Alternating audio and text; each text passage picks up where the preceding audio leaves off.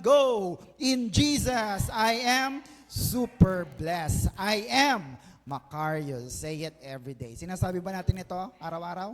Amen. Sapagkat ito'y deklarasyon ng pagpapala in our spirit, soul, and body. Ito pa yung sekreto ng kompletong pagpapala. Amen na kapatid? Hindi ka lang pinagpala sa material, hindi lang sa body, hindi lang masaya ka, kundi spiritually pinapasaya ka ng Panginoon. Amen na kapatid? Which is very important na blessing na pag-aralan na natin yan. So let's begin. Ang ating pong lesson ay still under Enjoying Life under God's Authority. Part number 6 na po tayo. And dinidiscuss po natin yung salitang authority. Sabi nga po natin authority. Yan, ito po ay, ang ibig sabihin nito, kapangyarihan, no? Or karapatan ng isang namumuno o nakakataas. At lagi po nating tatandaan na hindi po ibinigay ang authorities para tayo po'y matakot. Tama? Kaya nandyan po sila para tulungan tayo, not to punish us. All we have to do is submit. Sabi nga po natin, submit. Yan, to their authority. Siyempre, alam na natin yung 3 channels of authority. Kabisado nyo na yan. Una po, government. Ano pangalawa? Home. At ang pangatlo ay church. No? So magpasakop tayo sa lahat ng mga namumuno sa 3 channel na ito at magiging magandang ating buhay. Amen? So our proposition, number 1 last time is we are created to live under God's authority. So ibig sabihin, laging mataas ang Diyos. Tapos tao lagi ang susunod sa Diyos. Hindi Diyos ang susunod sa tao. Tama mga kapatid? Kasi baliktad po yon. Humans must understand that the divine purpose of God is we are not self-sufficient. Tandaan natin yun ha. Nilikha ka ng Diyos na hindi pwedeng ikaw lang. Hiwalay sa Diyos, wala tayong magagawa. Amen na kapatid? Pa anong gusto mong gawin, hindi yan magtatagumpay pag ikaw ay hiwalay sa Diyos. Amen? So you are created to live under God's authority. Look at the picture. Next, ayan po, yung nakapayong. We can enjoy life if we are under God-given authority. On the contrary, nakabaliktaran, magiging afraid ka, sad, at stress, and you are being distracted kasi hindi ka naman napapayungan o naiingatan ng Diyos. Do you get that mga kapatid? Amen. So, anong buhay meron at tayo kay Kristo? John 10:10. Everybody, iwan na natin to. A thief or Satan, the devil, is only there to steal and kill and destroy. No? Pangit ng plano ng demonyo sa atin. Pero itong maganda ay Jesus came so they can have what? Real and eternal life. Doon pa lang okay ka na no? Buhay na walang hanggan. More and better life than they ever dreamed of. Kaya mamimili ka na lang kung anong gugustuhin mo. Yung buhay kay Satanas o yung buhay na kasama ang Panginoon. It's your choice. Amen na kapatid? Amen. Because we are always reminded, because people always find their enjoyment sa material na bagay. Tama mga kapatid? Sino sa inyo masaya pag maraming pera? Pag magagandang gamit? No? Masaya naman talaga. But pag yan ay nawala na, hindi ka na rin magiging masaya. Because none of these things can satisfy us except na tayo po ay nasa Panginoon. Can you hear amen? Amen po ba? Kaya sabi nila, yung mga Kristiyano, parang may ganyan yan eh. May problema na nga, tawa pa ng tawa, no? Masaya pa rin. Bakit? Kasi the joy of the Lord is our strength. Amen mga kapatid? On the other hand, pag material ang laging focus mo, ibabaon ka niyan sa utang kalaunan. Amen mga kapatid? Kasi mahirap magpasaya ng tao, di ba? Kailangan maglalabas ka talaga. Amen po ba mga kapatid? So, iwan na natin yan. Second proposition is this. Next, we are what? Called to obey. Yan, God's rule. Yan, we are called to obey God's rule. Tayo ay tinawag para sumunod sa utos or batas ng Diyos. So, last time, I have showed you the meaning of rule. At ang ibig sabihin po nito ay, what is a rule? Sino nakakaalala? It is what? An exercise of authority. No? Pag sinabing pamumuno or rule, ito'y pag-a-apply mo, pag-exercise mo ng karapatan na meron ka. Sabi po sa iba, it is an widely accepted standard of behavior or a principle or instruction. Ayan, meron na po. Yan. Or sabi dito, standard. Sabi nga natin, standard. Yan. It is a standard of behavior. Kaya, sa pagiging Christian natin, sino bang dapat na nasusunod? Yung bang sinasabi lang ng tao o yung sinasabi ng Diyos? Sinasabi ng Diyos. Amen, kapatid? Sinong masusunod? Si pastor o ang Biblia? Biblia. Tama, mga kapatid? Why? Because we have learned that God's rule is sola scriptura. Sabi nga natin, sola scriptura. Anong ibig sabihin? Yung nasa baba. Scripture alone. Sa ibang salin, Bible alone. Ano man ang sinasabi ng Biblia, dapat tayo ang umayon at sumaludo dito. Amen, kapatid? Pagka may sinabi na si pastor na taliwas sa Biblia, hindi mo dapat susundin yon. Bakit? Sapagkat ang susundin natin ay ang Diyos lamang at ang kanyang salita. Maliwanag po ba yun, mga kapatid? Amen po? Amen. So, next po, sabi dyan, every authority has its exercise and every authority has its rule. No? Kahit si Satanas po, under po siya sa authority ni Lord Jesus. So, sinong mas mataas? Si Satanas o si Jesus? Si Jesus ang mas mataas. Kaya, tayo pong mga anak ng Diyos ay meron ding authority para utusan si Satanas na lumayas. Ginagawa nyo ba yon? Amen? Meron din tayong authority na palayasin ang anumang sakit. Di ba? Lalo ngayon, medyo masamang panahon. Palayasin mo yan. Sakit karamdaman, paalisin natin sa buhay natin. Ano pa? Mga masasamang espiritu. Ano yung mga espiritu na yon? Katamaran. Di ba? Minsan, ayaw kong pumunta sa church. Bakit? Parang uulan ata sana. No, ayaw mong pumunta. I-rebuke mo yan. Amen, mga kapatid? Ano mang espiritu ng kamalasan, ng takot, ng inggit, kaya mong palayasin because you have to exercise your authority. Can I hear amen? Amen. Question is, what is God's exercise of authority? Ano ulit yung exercise of authority? Rule, no? So what is God's rule? Ano po yan? Obedience. Sabi nga natin, obedience. No? Yun lang palang gusto ng Diyos eh. Kahit sa mga magulang natin, di ba? Anong gusto ng magulang sa mga anak? Kayong sumunod sa magulang, hindi magulang ang susunod sa anak. Maliwanag po ba, mga kapatid? Amen. So, that is God's exercise of authority. Sabi po dyan sa kasunod, God gave the rule to Adam, and Adam mas gave the rule to Eve. Ano po yung rule na yon? To obey. No? So, kailangan si Adan ay sumunod sa Diyos at si Eva naman ay dapat sumunod kay Adan sapagkat siya sumusunod sa Diyos. Maliwanag po ba yun, mga kapatid? Amen. So last time ay iniwanan ko po ang first rule or structure ng God's rule. And the structure of God's rule or instruction is, number 1, God's rule is clear. Sabi nga natin clear. Yan. Alam po sa Tagalog, maliwanag. Maliwanag po ba yung salita ko, yung boses ko? Medyo, no?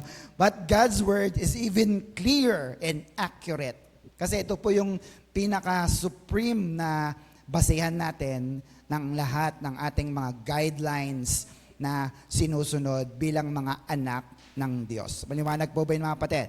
So let's look at the story once again in Genesis chapter 2, 16 to 17. Sabi rito, but the Lord God gave him this warning. Ibinigay kay Adan, you may freely eat any fruit in the garden except the fruit from the tree of knowledge and of good and evil. If you eat of its fruit, pag kinain nyo, ano mangyayari? You will surely die. Sa ibang salin, good news, if you do, you will die the same day. Sabi sa The Message, the moment you eat from the tree, you're dead. Now, anong ibig sabihin nito? Next po, please. The content is clear. No? Maliwanag. Sinabi ng Diyos. Pag sinabi niyang kinain mo, mamamatay ka, maliwanag po ba yun? So, the consequences is also clear. Amen, mga kapatid? Ano po yung malabo dyan? Sinabi ng Diyos, pag kinain nyo, mamamatay kayo. Ano yung malabo ron? Parang wala naman, di ba? Tama po ba? Maliwanag po ba yun? Bakit ka mamamatay? Pag kinain mo. Amen mga kapatid? At pag kinain mo, anong mangyari? Ikaw ay mamamatay. Nagbibiro bang Diyos? Hindi po. Amen mga kapatid? Kasi it's a matter of life and death. Parang sa anak mo, nak, wag ka dyan sa bangin na malalaglag ka, mamamatay ka. No? Nagbibiro ka ba? Hindi eh. Sinasabi mo sa kanya na wag niyang gawin yon kasi mapapahamak siya. Amen po ba mga kapatid? Kaso, hindi nila sinunod ang malinaw na utos ng Diyos. Sinabing huwag, no? Huwag kainin, ginawa pa rin nila. Is that clear mga kapatid? So, what happened? James 1:15 says, then our evil desires conceived and gave birth to sin. And sin, when it's full grown, gives birth to death. Saan po galing ang kasalanan? Sa evil desire. Sa Tagalog ay kagustuhan. Or sa ibang salin, wants. No? Yung mga gusto mo. Yun kasi ang gusto mo, kaya napahamak ka at nagkasala ka. Amen mga kapatid? Sapagkat hindi naman yun ang gusto ng Diyos. So last time, pinag-aralan natin, what is the effect when man don't obey God's rule? May epekto ba na tayo po ay hindi sumusunod sa utos ng Diyos? Meron po ba? Meron. Number 1 is, ano po yon? Everybody? Man will not give tithes. No? Ang tao ay naging madamot. They are become greedy. Bakit? Ayaw na nilang magbigay ng ikapu. Ayaw na rin nilang magbigay generously sa gawain ng Diyos na buhay. So, what happened pag hindi tayo nagbigay sa church? Nagbibigay po ba kayo sa church? Pag hindi kayo nagbigay sa church, sa basket, anong mangyayari? Kinukulang ang gawain ng church o ang church at kinukulang din ang mga manggagawa. Tatanungin ko po kayo, paano po nakapunta si Pastor Gani rito? Naglakad po ba ako? Ako po ba yung may-ari ng toll gate at ng mga gas station na pagtapat ko sa kanila, karga mo. Pagtapat ko, ako to. Padaanin niyo ako. Ganun po ba? Amen mga kapatid? Dahil sa inyong pagbibigay, kaya nakakarating si Pastor Gani sa lugar na ito. Palapakan nga natin ang Diyos na buhay. Now, kung ayaw niyo akong makarating, edi, okay lang. Huwag na tayong magbigay. Are you still with me mga kapatid? Kung ayaw niyo na gumanda ang church natin, huwag tayong magbigay. Bakit? Kasi ang lahat ng binibigay natin ay ginagamit din naman natin para sa Diyos at sa Kanyang gawain. Can you amen? Maliwanag po pinapatid. Amen. Look at this. Leviticus 27:30 at tithe. Ano po yan? 10% of everything from the land, whether grain from the soil or fruit from the trees. What? Belongs. Sabi mo nga, belongs to the Lord. And it is holy to the Lord. Maliwanag po ba mga kapatid? Ang tithes daw, ang ikapu natin ay ano? Pag-aari. Nino? Atin ba? Atin po bang tithes? No. It belongs to the Lord at ito po'y holy, banal sa ating Diyos. Kaya anumang bagay na banal ay ibigay natin para sa Diyos para ingatan niya yung natitira mong 90%. Amen mga kapatid? Amen po ba? So isipin nyo, sige, kunin mo lagi ang 100% ng iyong sahod. Huwag kang magbigay ng 10%. Maya-maya, mapapansin mo, wala na yung pera ko. Bakit? Kasi yung banal na bahagi, hindi mo ibinalik sa banal na Diyos para ingatan niya yung 90% na iniwan niya para sa iyo. Amen? Amen po ba? Kaya dapat ibigay ang ikapung bahagi sa ating Diyos na buhay. Is that clear mga kapatid? Amen. Ang issue na lang po, bakit yung ibang church, bakit yung ibang mga tagapagturo, sabi nila, inalis na po ang ikapu sa bagong tipan. Nasaan na ba tayo? Bago o lumang tipan? Bagong tipan. Yes, I agree. No? Wala na pong ikapu sa bagong tipan, pero iniwan pa rin nila yung principle. Sabihin natin, principle. Mas pinalinaw pa ito. Hindi lang sinabi na 10% ang ibibigay natin, kundi ano daw? Mas generosity pa. Mas higit pa sa ikasampung bahagi. Maliwanag po ba mga kapatid? Amen po ba? Hindi ka lang basta, 10% lang tapos 10% tama na. Hindi po. Bakit? Sabagat ang pagbibigay natin ay kusa at maluwag sa loob. Maliwanag po mga kapatid? Amen po ba? Kayo po ba'y pinipilit magbigay sa church? Hindi po Pero pag naramdaman mo, Lord, salamat kasi iningatan mo ako, iningatan mo yung trabaho ko, iningatan mo yung pamilya ko, walang sakit ang mga anak ko, magbibigay ako sa iyo. Maliwanag mga kapatid? So, what is that? Your giving is an act of worship. Amen mga kapatid? Kaya pag pumunta ka rito, kahit na hindi ka nakapagsamba, hindi ka nakakanta, pero may ibinigay ka naman sa Diyos, nakasamba ka na rin. Maliwanag po mga kapatid? Amen po ba? Kasi ito ay act of worship. Why? Because next, tithing started 400 years ago before the law. And it is what? A form of worship by faithful men and women of God, kagaya ni Abraham. Amen mga kapatid? Tapat po ba kayo sa inyong pagbibigay sa Diyos? Amen. Look at this. Sino ba ang nag-umpisa ng tithing? Sino pong tao? Sinabi ko na last time. Si Abraham. Ayan po siya sa tabi niyo. Genesis 14:18 to 19. Then Melchizedek, the king of Salem and a priest of God Most High, brought him bread and wine. 19. Melchizedek blessed Abram with the blessing. Ano yon? Blessed be Abram by God Most High, creator of heaven and earth. 20, and blessed be God Most High, who has helped you conquer your enemies. Then, look at the result. Abram give Melchizedek a tenth. What is that?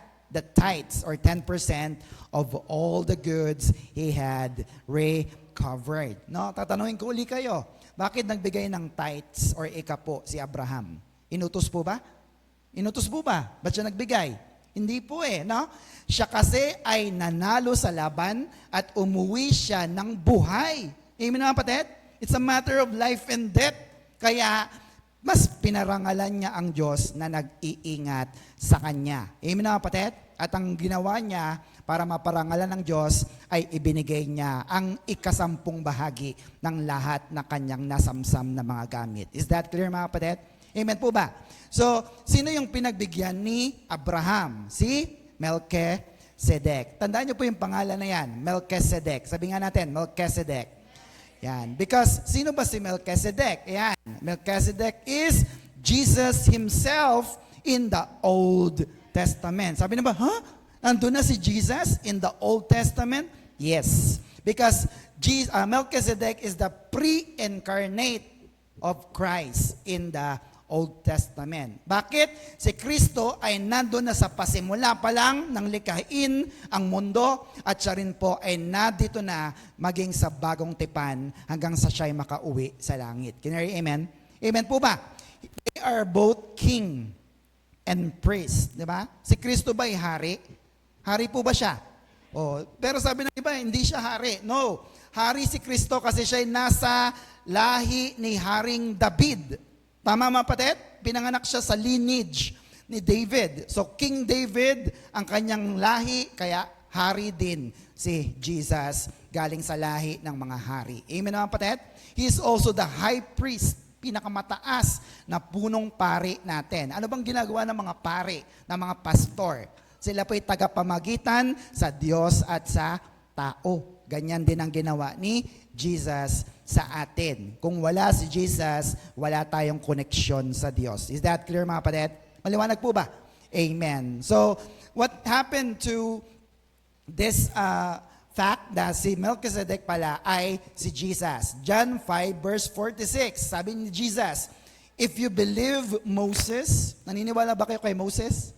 Then you believe me, for he wrote about me. Jesus, no? Kung si Moses pala ay nagsulat ng Genesis, Exodus, Leviticus hanggang Numbers ng book of the Old Testament, siya pala ang nagsulat din ng patungkol kay Jesus. Sino bang nagsulat ng Genesis? Si Moses. At sabi kanina, na-meet na ni Moses, ni Abraham si Melchizedek, no? So, ibig sabihin po noon ay si Jesus ay naroon na in the Old Testament. Is that clear, mga kapatid? Maliwanag po ba? Amen. Colossians 1:17 says, Christ existed before all things. All things, and in union with Him, all things have their proper places. Self-explanatory na po yan. Si Kristo ay nag-exist, siya ay nakarating o nagpakita bago palikhain ang lahat ng bagay. Hindi natin alam kung paano nangyari. Ang kailangan mo lang gawin ay manampalataya. Is that clear, mga kapatid? So look at this. Look at the picture. Next po. So, ang law po or ang Old Testament ay anino or shadow. Sabi nga natin, anino. Shadow, no? Ang New Testament naman po ay ang reality, no? Ito po walang iba kundi sino? Si Kristo. Now, tatanungin ko kayo, anong mas paniniwalaan nyo? Yung anino o yung mismong tao na nagbibigay ng anino? Yung tao. Tama, mga kapatid? Kasi ang anino, malabo yan. Hindi malinaw. Baka hindi nga siya yun. Pero ang pinakamahalaga ay nakita na natin ang realidad na dumating si Kristo at iniingatan niya tayo dahil sa kanyang biyaya. Is that clear, mga kapatid? Amen po, mga kapatid? Kaya nga po, tayo po'y sumasamba kay Kristo na kahit minsan pumapalya tayo sa pagbibigay natin, pinagpapala niya tayo sapagkat tapat ang kanyang biyaya. Amen, mga kapatid? Hebrews 10:1 says, the law is only a shadow of the good things that are coming, not the realities themselves. No? Napakaliwanag. Mas paniwalaan natin ang totoo or ang katotohanan kesa sa anino.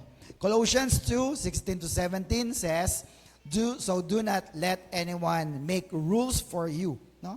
Huwag nating hayaan na magbigay lang sila ng magbigay ng mga batas na dapat nating sundin. Halimbawa, pagka first Sunday, dapat lahat nakaputi.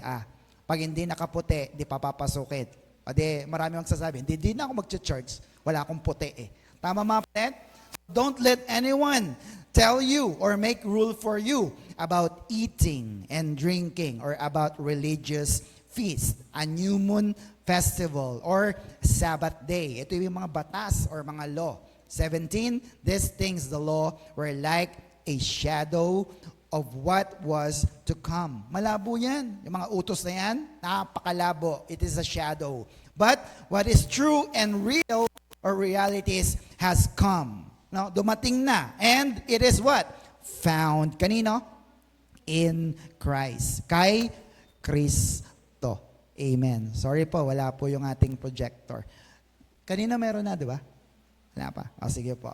So, lahat po ng ito ay makikita ang katotohanan at katuparan kay Kristo. So, ang ibig sabihin lang, pag meron kang nabasa sa Old Testament, no? Halimbawa, nakita mo, Melchizedek. Sino si Melchizedek? Ang lagi mong gagawin ay hanapin mo at tignan mo ang liwanag kay Kristo. Amen, mga kapatid? Amen po ba? At ang liwanag ng banal na Espiritu. Bakit? Ang final authority natin, ang final rule natin ay walang iba kundi ang mga salita ng ating Panginoong Yesus. Amen po ba, mga kapatid? Amen. So, Hebrews 10:4-5 says, because it is impossible for the blood of bulls and goats, the law, to take away sin. 5, so when Christ came into the world, He said, ang sabi niya, you do not want sacrifice and offering, but you have prepared a body for me. No? So katawan pala ni Kristo, ang pagiging tao niya ay ginawa para siya ay gawing sakripisyo. So ibig sabihin, namatay siya para sa atin. At dahil namatay siya, tinubos niya ang ating mga kasalanan. Is that clear, mga kapatid? Amen. So therefore, it is clear that tithing started under grace, no? Not under the law. Pero nung ito'y ibinigay, it is just a foretaste. Sabi nga natin, foretaste. Yan, patikim pa lang, no? Hindi pa fullness ng grace or biyaya ng Diyos. Kaya pag pinatikim pa lang, masarap bang patikim? Masarap po ba? Diba? Sa mga mall, di ba? May mga nag-iikot-ikot, pre-taste, foretaste, patikim. Masarap po ba? Nabusog ba kayo? Satisfied ba? Hindi. Ganon din yung shadow, anino. Nakita ko lang, pero parang hindi ko nakita. Tama? Kasi it is just foretaste. Ang fullness o ang kabuuan para mabusog ka at maunawaan mo ito ay dumating sa biyaya ni Kristo. Palapakan nga natin ang ating Diyos na buhay. Are you still with me, mga kapatid? So, in the book of John, sinabi ni Lord Jesus, nagkita na raw sila ni Abraham. Si Jesus at Abraham nagkita na. Paano? John 8:56 to 59. Your ancestor, Abraham, rejoiced as he looked forward to my coming. Ang sabi niya? He saw it and was glad. No? Nakita ni Abraham ang araw na yon at siya'y natuwa. He saw it the day and it was glad. Ang tinutukoy niya rito, yung pagkikita ni Abraham at ni Melchizedek sa Genesis 14:20 kanina. Maliwanag mga kapatid? Yun yung araw na yon. Nakita ni Abraham yon at siya'y natuwa. 57, the people said, ito na, ang mga marites, you aren't even 50 years old. How can you say you have seen Abraham? Wala ka pang 50, Jesus. Paano mo nakita si Abraham? Niloloko mo ba kami? Di ba? Yun ang kanilang mga iniisip. Pero, nakikita po natin, di ba, ganyan ang reaksyon ng mga tao na ayaw maniwala kay Jesus. Amen mga kapatid? Amen po ba? Kaya ang tao, pag ayaw maniwala, walang sapat na paliwanag dyan. Tama mga kapatid? Pero kung ang tao ay naniniwala, ano man ang sabihin mo, tatanggapin niya. Sabi ng mga taong ito, niloloko mo ba kami? Wala ka pang 50? Nakita mo na si Abraham? No? Galit na galit sila at gusto nilang saktan si Lord. No? Verse 58, Jesus answered, the truth is, ano yung katotohanan? Ininis na naman silang lalo. I existed before Abraham was born. No? Grabe. Sabi niya, nagkita na kami ni Abraham. Pangalawa niyang binitawan, ako'y nag-exist na. Nandun na ako bago pa ipanganak si Abraham. So, at that point, they picked up stones to kill him. No? Papatayin siya. But Jesus hid himself from them and left the temple. No? Bakit? Hindi nila malunok ang katotohanan. At maraming tao po ang ganon. Amen mga kapatid? Ayaw nila kay Kristo. Ayaw nilang maniwala kay Jesus Christ kasi mababago ang pananaw nila sa kanilang buhay. Amen po mga kapatid? Ayoko kay Jesus. Bakit? Kasi mababago na yung mga prinsipyo ko sa buhay. Ano yung mga prinsipyo na yon? Number 1, halimbawa, ang pagpapala ay nasa pagbibigay. Gusto niyo ba yon? Gusto niyo po bang mapagpala? Anong gagawin? Magbigay. Pero sabi ng mundo, hindi. Ang pagpapala ay nasa pagtanggap. Bigyan mo ko ng bigyan. Super blessed. Tama mga kapatid? So nabaliktad na. Ano pa? Ang kagalingan ay dahil sa panalangin may kasamang pananampalataya. No? Sabi naman ng iba, hindi. Gagaling ako pag nagpa-check up ako kay doktor. No? So nababago na ang inyong mga paniniwala. Amen mga kapatid? Amen po ba? Ang sabi ng iba, ang tao ay mabubuhay lang sa tinapay. Pero ang sabi ng Biblia, no, mabubuhay ka rin kapag kumain ka ng salita ng Diyos, ang tinapay ng buhay. So you see that? Pag si Kristo na palang nagturo, maraming magbabago sa iyong pananaw at prinsipyo sa buhay. Amen? Amen ba mga kapatid? So look at that. Kung ang paniniwala mo pala, ikaw ay mabubuhay pag kumakain ka lang ng tinapay, lagi kang mapapagod. Tama mga kapatid? Kasi pag hindi ka kumayod, hindi ka kikita, hindi ka kakain, at hindi ka mabubuhay. Ito, pampawala ng stress. Pwede ka pa rin mabuhay, basta ikaw ay kumakain ng tinapay ng buhay. Ito ay walang iba kundi ang salita ng Diyos. Shout amen! Palapakan natin ang Diyos na buhay. Sabi ng iba, sige pastor, hindi na ako magtatrabaho, hindi ko sinabi yan. Ang sinasabi natin ay kahit kumain ng tinapay, hindi ka mabubuhay. Pero kung kumakain ka ng tinapay at kumakain ka rin ng salita ng Diyos, spiritual na salita ng Diyos, mas lalo kang mabubuhay kasi magkakaroon ka ng buhay na walang hanggan. Shout amen. Palapakan natin ng Diyos na buhay. Are you still with me mga kapatid? Amen. Kaya hinihiwalay ko ng Diyos sa pagmamahal sa pera.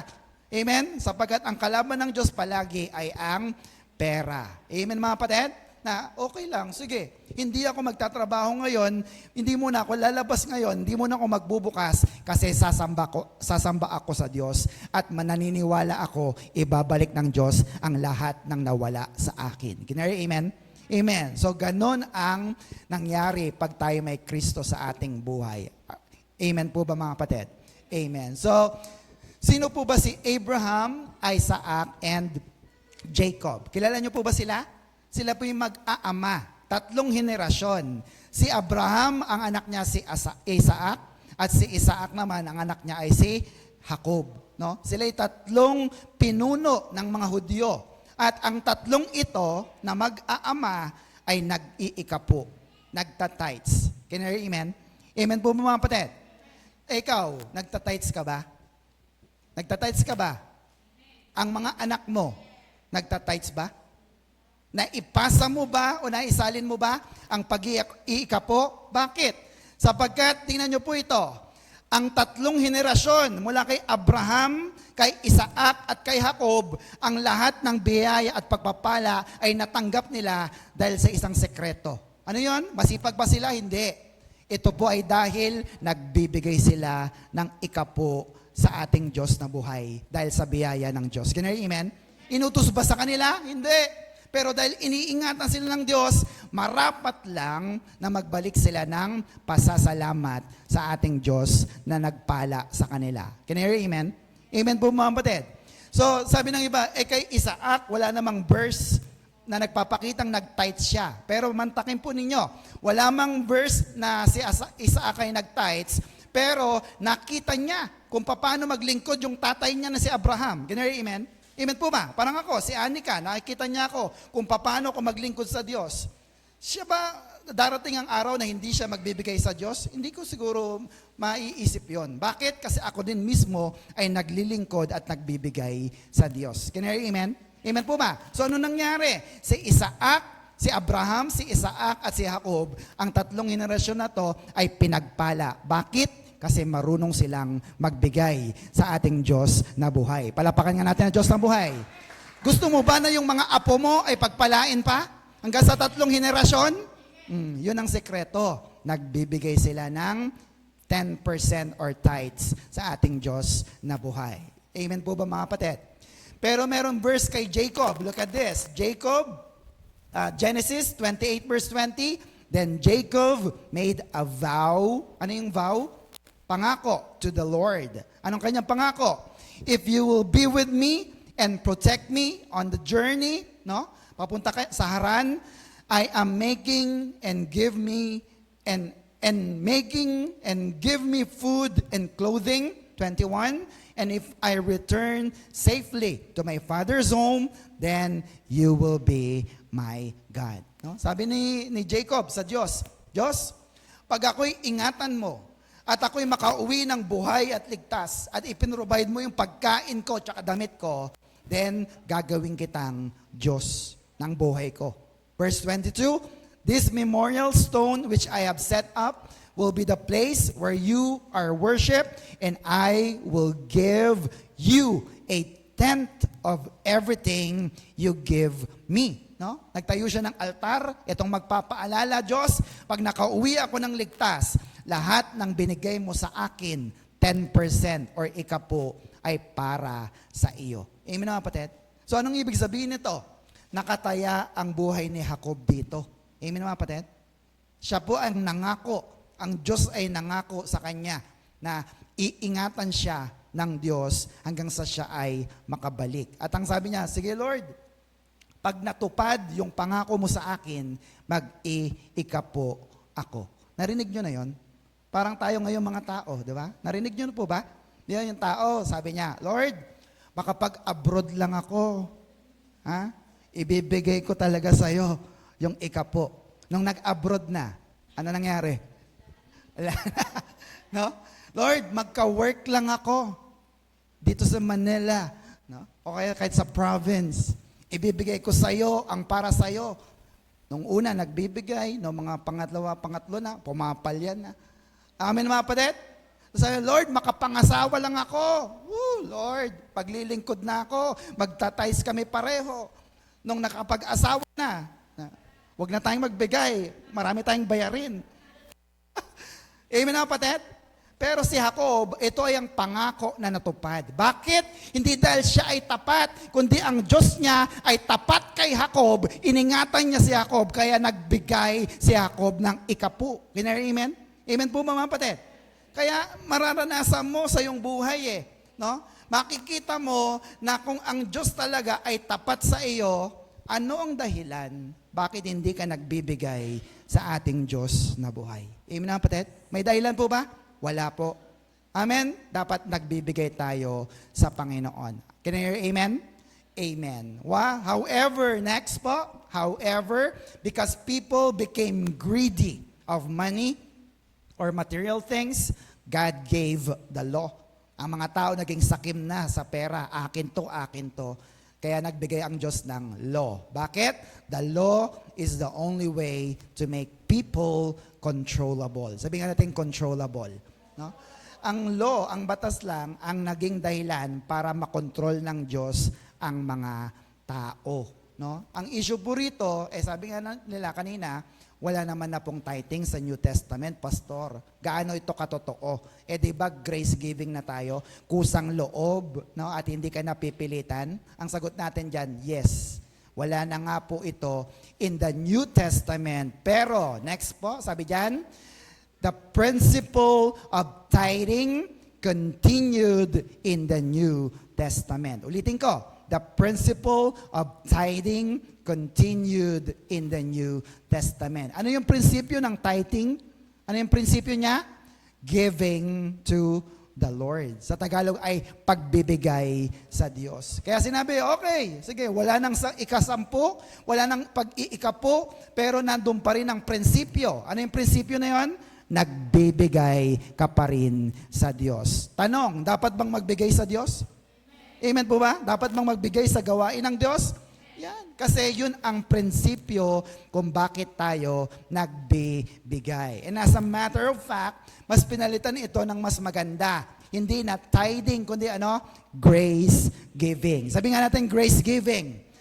Siguro napapansin nyo, pag pinalabas natin yung grace giving, nandito sa baba, ang nakalagay, generosity exceeds tithing. Sa Tagalog, ang pagiging lalong mapagbigay, nahihigitan yung ikapu mo.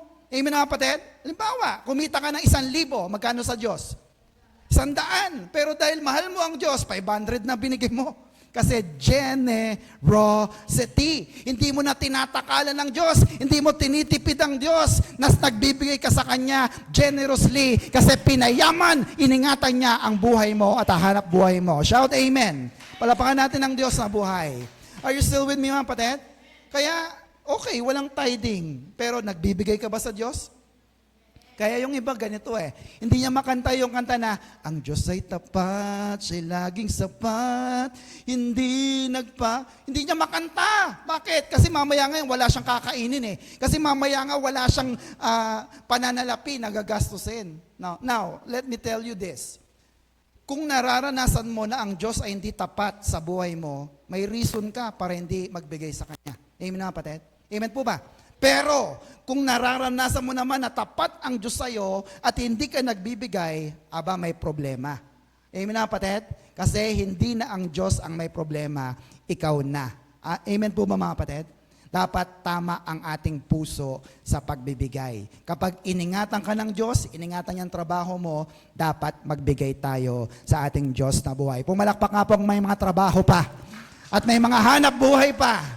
Tapat bang Diyos sa inyo? Magbigay sa Panginoon. Amen mga kapatid? Let me encourage you with the story of the widow. Mark chapter 12 verse 43. This is the poor widow's offering. Sabi rito, Jesus called his disciples together and said to them, I tell you that this poor widow put more. Sabi nga natin, put more in the offering box than all the others. 44, for the others put in what they had to spare of their riches. No? Yung iba nagbigay sobra lang sa kanilang yaman, barya, tira-tira. But she, poor as she is, look at that, put in all she had. Mahirap ba siya? Yes. Poor as she is, she put in all in, nilagay na. She had. She gave all she had to live on. No? Look at that. Noong panahon na yon, ang widow o ang balo, walang trabaho in Middle East. Bawal silang magtrabaho noon. Kaya pag sila'y nakalimos, kusing, barya. Yun no, nung pumunta siya sa templo, sabi niya, 2 kusing na lang ay ibinigay pa niya sa Diyos. Anong sabi ni Kristo? Itong mahirap na balo na ito, mas marami pang binigay kesa dun sa mga mayayaman na maraming hinuhulog, pero sobra lang nila. Amen po ba mga kapatid? Amen po ba? So anong ibig sabihin po nito? Dapat po nagbibigay tayo ayon sa kondisyon ng ating mga puso. Amen mga kapatid? Hindi dahil malaki lang binibigay mo. Kasi pwede kang mandaya na malaki ang binigay mo, pero ang totoo, kulang pa yan sa ikapo na ibibigay mo sana sa Diyos. Can I hear amen? Amen po ba? 1 Corinthians 16:2 says, every Sunday, each of you must put aside. Sabi mo nga, put aside. Some money in proportion. Ano yung proportion na yon? Siyempre, tithes yon or 10%.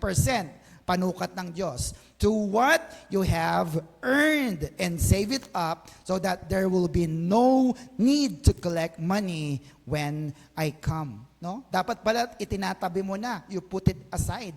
Sabado pa lang, handa na ang ibibigay mo sa ating Diyos na buhay. Can you hear amen? Amen po ba? Amen. Deuteronomy 8:18. Malapit na po tayo.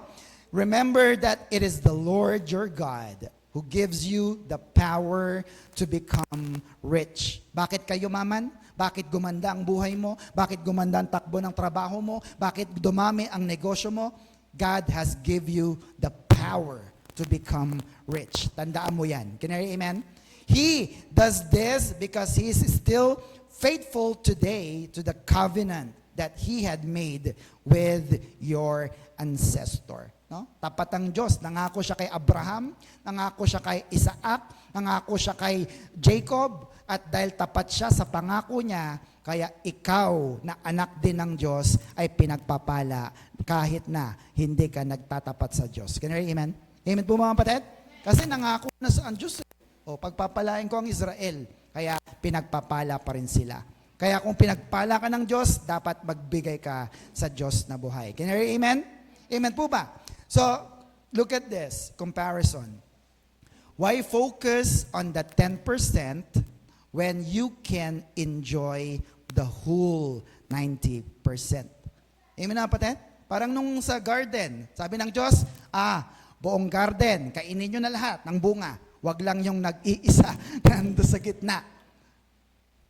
Sabi ng Diyos, tingnan mo tong tao na to.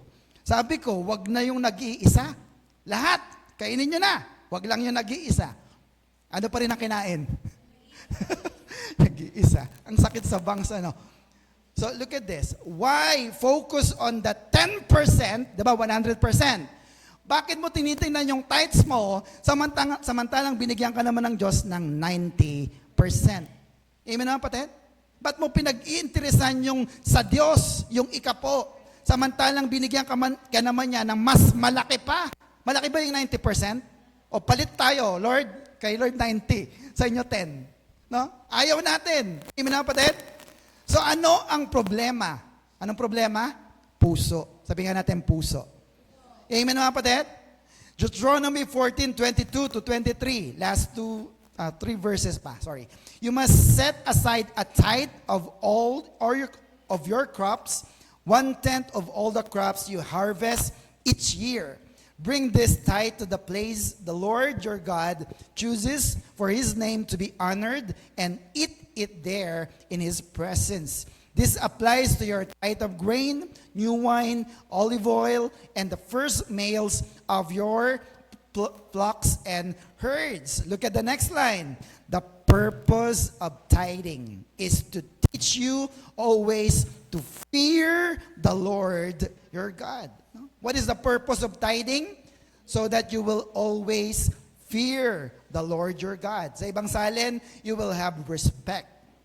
You will have deep honor and reverence sa Diyos. Ginagalang nyo bang Diyos?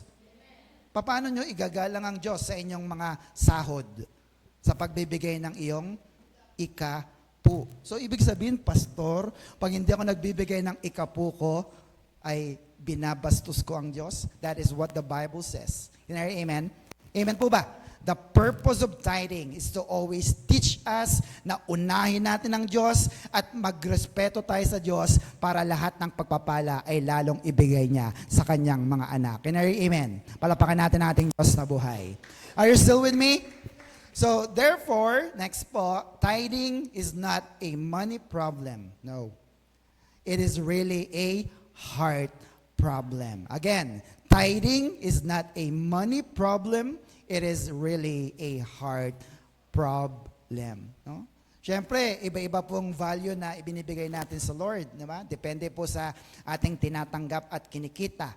Di ba? Tama po mga kapatid. Kaya iba-iba rin yung binibigay mo sa Diyos. Siyempre, pag maliit pa, nagsimula sa 10 piso. Kaya bang ibigay ang 10 piso sa Diyos na ikapu? Kaya po ba? Ikapu na 10 piso, kayang ibigay? O, palakay natin, 100, kayang ibigay? Amen? Kaya pa, pastor. 1,000, kaya?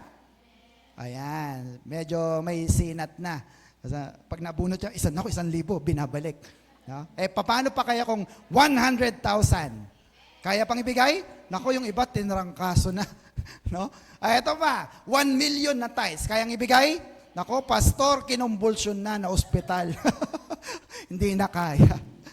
So, you see, promotion comes from the Lord. Amen na kapatid? Ang Diyos ang nagbibigay ng promotion sa iyo. Hindi ka kagad binigyan ng malaking sahod para masanay ka na ibigay yung maliit sa Diyos. Amen mga kapatid? At dahil pinopromote ka lagi ng Diyos, pinapalaki rin niya ang ibinibigay niya sa iyo. Kaya dapat lumalaki rin ang iyong pagbibigay. Dahil mayaman ang biyaya ng ating Diyos na buhay. Shout amen. Palapakan natin ang ating Diyos na buhay. Are you still with me mga kapatid? Kung hindi tayo marunong humawak ng pera natin, ang tawag sa atin ay rich fool, sabi ng Biblia. Mayaman pero hangal or mangmang. Bakit? Luke 12:15 says, and he, Jesus, went on to say to them all. Magkapatid to nag-aaway sila sa yaman. Watch out and guard yourself from every kind of greed. Anong gagawin? Watch out. Ano pa? Guard yourself. Saan? Sa lahat ng greediness. Bakit? Because your true life is not made up of the things you own, no matter how rich you may be. Amen mga kapatid? Hindi ang tunay na buhay mo, hindi dahil marami kang kotse, marami kang pera, marami kang ari-arian, hindi yun, sabi ni Lord Jesus. Ang tunay na buhay mo ay kung natagpuan mo na ang buhay na walang hanggan. Kanino? Sa ating Panginoong Hesukristo. Palapakan natin ating Diyos na buhay. Do you agree with that? Can I hear amen? Shout amen. Sabi natin, amen. Amen po ba? Now, bakit ba natin pinag-uusapan ng pera, Pastor? Why we put emphasis on money? Bakit? Kasi hindi naman talaga pera ang problema eh. Ang problema talaga ay ang puso ng mga tao. Matthew 6:21 sa Tagalog, tingnan nyo, napakalinaw. Sapagkat kung nasaan naroroon ang iyong kayamanan, naroon din naman ang iyong puso. Amen mga kapatid? So anong ibig sabihin? Doon ka nagbibigay, doon ka gumagastos sa mahal mo. Tama ba mga kapatid? Amen po ba? Ano yung mga mahal mo? Pamilya mo. Mahal mo ba? Ginagastosan mo ba? Sasakyan mo, ginagastosan mo? Naku, nagasgasan. Todo paggawa natin. Gadget mo, cellphone. Nag-upgrade ba kayo ng cellphone? Ano ng iPhone ngayon? 16, 17? No? Ginagastosan mo ba ang cellphone mo? Amen? Sarili mo, ginagastosan mo ba? Mahal mo ba sarili mo? Ginugutom mo ba to? Sa karinderya ka lang ba kumakain o sa eat all you can, Vikings? Bakit? Kaya mo bang gastosan ang sarili mo? Mahal mo. Amen na kapatid? Kasi mahal mo eh. Now, itong tanong. Ang church, nakita mo yung church natin? Ginagastosan mo ba ito? Nagbibigay ka ba rito? Sapagkat sabi rito, kung nasaan ang iyong kayamanan, nandun ang iyong puso. Amen na kapatid? Mahal niyo po ba ang gawain ng Diyos? Mahal niyo po bang pastor nyo? Nagbibigay ba kayo sa gawain? Nagbibigay ba kayo kay pastor? Thank you, Lord. Amen mga kapatid? So you see that. Always give, finally, last na po yan, always give your tithes and give generously through grace giving. Amen mga kapatid? Mamimili ka na lang dyan. Gusto mo nang ikapo para lahat ng blessing na binanggit ay mapasayo? Go ahead. Pero kung medyo kinakapos ka, pero gusto mong bumawi, pag ikaw ay pinagpala lalo ng Diyos, grace giving ang para sa'yo. Amen mga kapatid? Kasi kusang loob at hindi ka napipilitan lamang. Ang tanong ko ay ito, may sobre ka na ba? Sinong may sobre na rito? Taas nga kamay. Sinong mga wala pang sobre? No? Ibig sabihin po, kung may sobre ka, iniingatan mo yung sobre na yan. Amen mga kapatid? Nasaan sobre nyo? Ando po, pastor. Eto mo bakit sinasabi namin na ingatan ninyo ang sobre ninyo? Sapagat yung sobre na yan, dyan nyo nilalagay ang inyong hard-earned money. Sa Tagalog, dyan mo nilalagay yung pinagpuyatan mong pera. Yung pagod na pagod ka para lang kumita. Mahalaga ba yung pera na yon? Mahalaga po ba? Kaya ilalagay mo yan sa napakahalagang sobre. At yan ay ibibigay mo sa napakahalagang basket na ito. Kasi ibinibigay mo sa napakahalagang Diyos at sa Kanyang gawain. Shout amen. Palapakan natin ang Diyos. Kaya sabihin sa katabi, ingatan mo sobre mo. Oh, huwag na tayo magpa-print ha. Lagyan mo pa ng picture yan kung gusto mo. Amen na kapatid? Kasi ang mahalaga, maliit man o malaki, ang mahalaga, ikaw ay nagbibigay. Pumalakpak nga po ang lahat na nagbibigay sa gawain ng Diyos. May natutunan po ba kayo? Amen. Next to be continued. Next time, yung dalawa na lamang po na consequences or effect pag hindi tayo sumusunod sa Diyos. So, last question. Are you obeying God's rules? Sumusunod po ba kayo sa batas ng Diyos? Then you can enjoy a super blessed and happier life dahil kay Kristo. Shout amen. Sige po, tayong lahat. What is our Macarius challenge?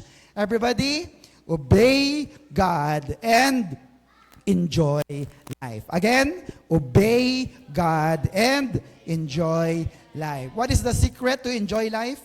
Obey God. Sumunod ka sa Diyos. Amen mga kapatid? Walang masayang buhay kung sumusuway tayo sa Diyos. Amen mga kapatid?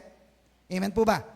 Mas maigi pa na tayo sumunod kasi hiwalay sa Diyos, wala tayong magagawa. Amen mga kapatid? Gusto ng Diyos na sumaya ka sa iyong buhay. At pag sumusunod ka, hindi ka talo. Amen mga kapatid? Pagkos puro pakinabang. Bakit? Sapagkat ang Diyos natin, alam niya. Mas alam niya ang mga bagay na makakabuti sa atin. Amen mga kapatid? So let us pray. Hallelujah. Father, we thank you for your goodness because you have continued to bless us with your words. Salamat po Panginoon in spite na hindi namin nakita sa projection ang ibang mga verses and yet narinig namin, Lord. And that is enough for us sapagkat ang iyong salita ay totoo. And the Holy Spirit will always convict us. O, tama yan. Tama ang sinasabi ni Pastor.